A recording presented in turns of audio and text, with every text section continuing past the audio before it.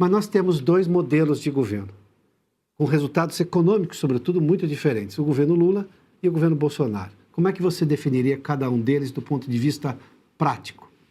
Eu não acho que foram dois governos com resultados econômicos muito diferentes, não. Paulo Guedes e a Fernando Haddad são iguais? Não vou ficar trabalhando com marcas, vou trabalhar assim. São dois governos que não aplicaram... Não, mas não as marcas, os resultados. Os resultados. O crescimento econômico dos dois não foi muito diferente. Na verdade, se eu for falar só em números nominais, o governo cresceu mais aqui. Ele não teve uma crise, ele pegou agora um efeito pós-pandemia superior, que ajuda todos os países que saíram da pandemia.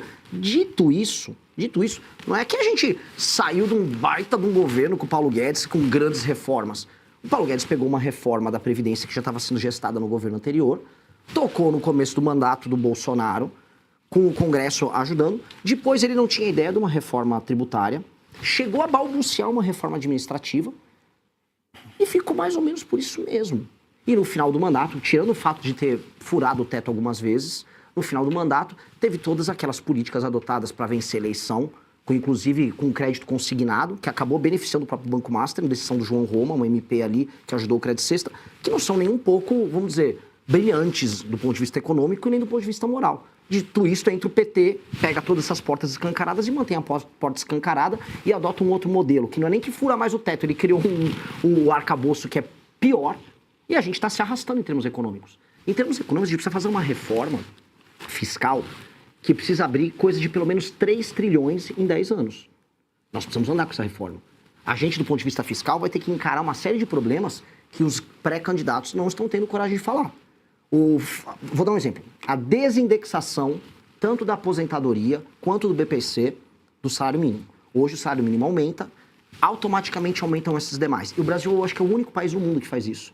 Por isso que a nossa aposentadoria, mesmo o Brasil não sendo um país tão velho, ela custa tanto. Isso é impopular. Os demais pré-candidatos vão falar em fazer. O Flávio correu e falou, não vou fazer. Então vai fazer o quê? Vai precisar fazer.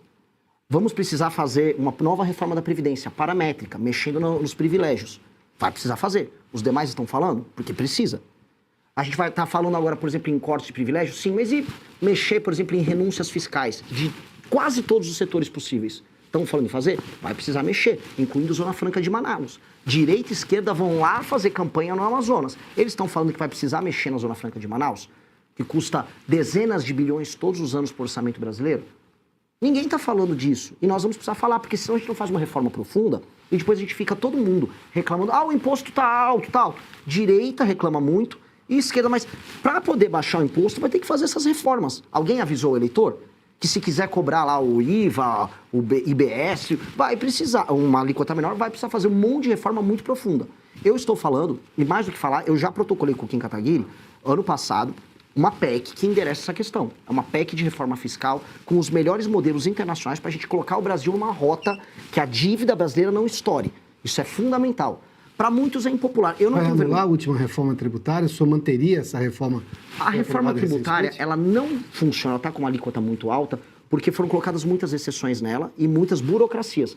A beleza de um modelo que unificaria, vamos dizer, os impostos estaduais, acabaria com a guerra fiscal, que é um modelo que acontece em quase todos os países, ele foi, como sempre, ao passar pelo Congresso, deturpado pela pressão de vários setores. E aí ela ficou uma reforma manca e ruim. A gente tem que corrigir a reforma. Um modelo que tem esse imposto estadual único, que você não tem as guerras fiscais, é bom. Agora, ele foi deturpado, como quase tudo acontece com o nosso Congresso Nacional.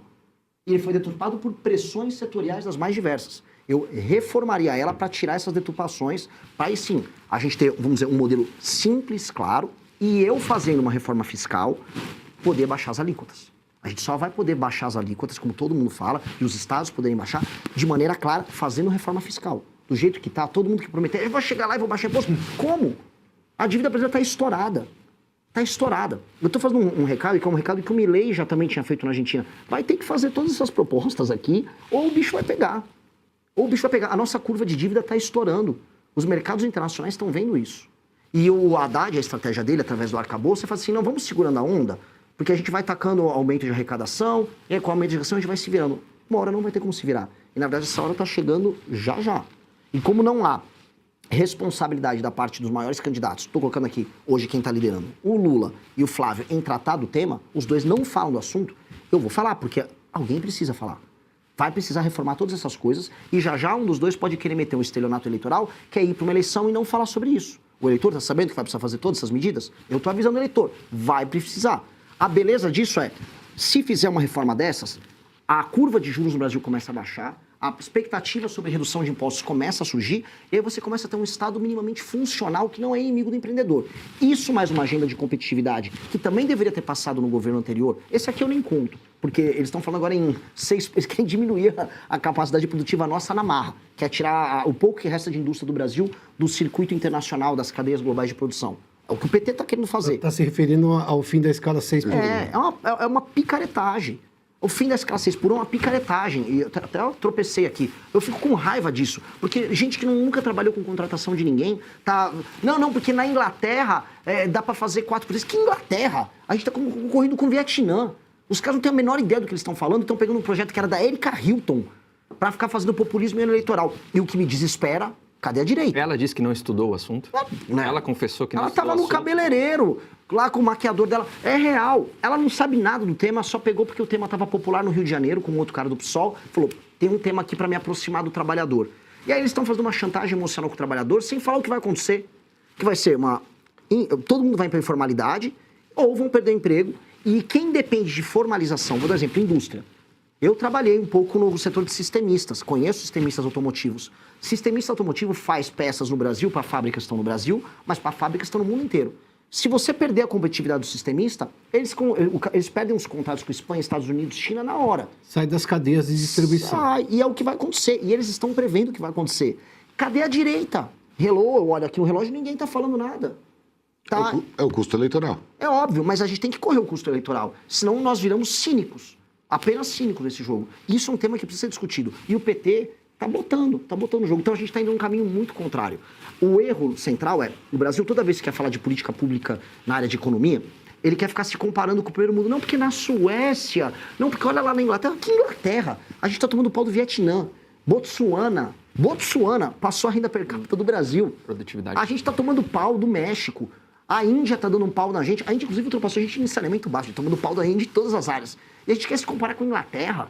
Quem cuidaria da economia no seu governo? Definitivamente eu não vou chamar nenhum pistolão do mercado financeiro.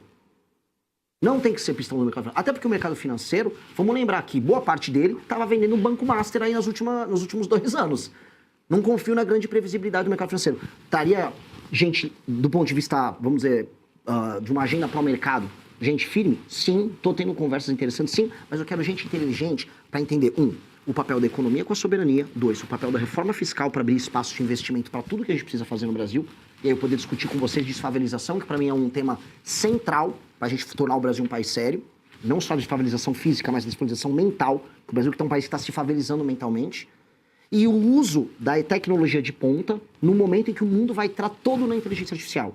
Então, se eu não trouxer alguém que entenda muito de tecnologia, que entenda muito de IA, de terras raras e de reforma fiscal, e que seja íntegro, eu vou estar enganando a galera. Falar só, vou pegar um pistolão que está aí em uma dessas empresas de mercado financeiro. Não vou fazer. Não vou fazer. Quem vendeu o Banco Master, falou que o título do Banco Master era bom, não põe o pé no meu Ministério da Fazenda, ponto. Porque isso foi meter o estelionato nos clientes. E ficaram, desculpa, não sei se eu estou me exaltando, mas tem que falar. Ficaram lá, clientes, ganhar o Tarcísio, apoiava o Tarcísio, aí não foi. Não, agora é o Ratinho, não foi. Fiquem tranquilos, vem o Leite, não foi. Agora era o Zema ou o Caiado. Qual é? Então, cada hora atrás de um candidato, não consegue se decidir? Estão sempre fazendo um trade em cima disso. Eu não vou trabalhar com esses caras, não vou trabalhar em cima de gente que vende previsão, mas não entrega resultado. Mas tem hoje alguém que orienta o plano de governo do senhor para a economia? Eu tenho um time com 200 pessoas que trabalham com o nosso plano no nível amarelo e me consulto com gente como, por exemplo, o Tony Volpon, que foi do Banco Central, uma das pessoas mais brilhantes que eu conheço.